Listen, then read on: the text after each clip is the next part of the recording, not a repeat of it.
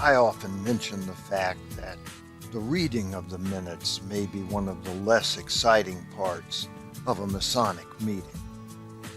Personally, I live for it. I live for it to be over with, that is. One of the bodies I belong to, in my opinion, does it right. At that meeting, we always have a dinner beforehand, and the secretary sets out copies of the minutes and any other pertinent material, such as financial statements, on each table. During the time before the meeting, each member has a chance to read through the handouts. Then, during the meeting, without a reading, we vote on approval. It doesn't always go this way. In my own Blue Lodge, God bless them, we still have the ever-present reading of the minutes at each meeting. To add to the frenzy of excitement this creates, we also read the name of every officer in every station, every visitor, and every single word of every petition. I remember one night in particular when we had multiple petitions. By the end of the evening, I almost had the entire document committed to memory, and would have, had I not fallen asleep. When I became senior warden, I sat in the west, close enough to the junior deacon that we could converse during the meeting. Together, we felt we could solve the problems of the world, so solving the problems of the lodge was a piece of cake. Every single meeting, when the reading of the minutes came up, Alan, not his real name of course, would turn around to me and say, "When I get up there in the east, we're not going to do this."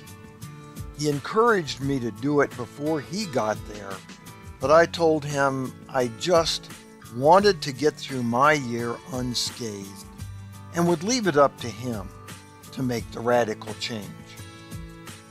Years passed. I went through the east, only scathed a little bit, but I survived.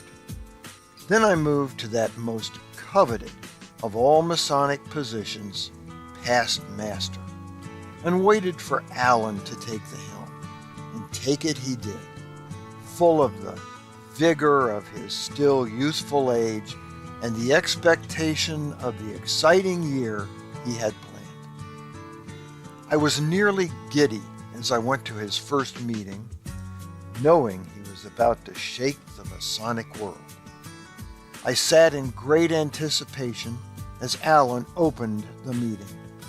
Then, in an instant, my hopes for a better world came crashing down as he turned to the secretary and said, "Brother Secretary, you will read the minutes."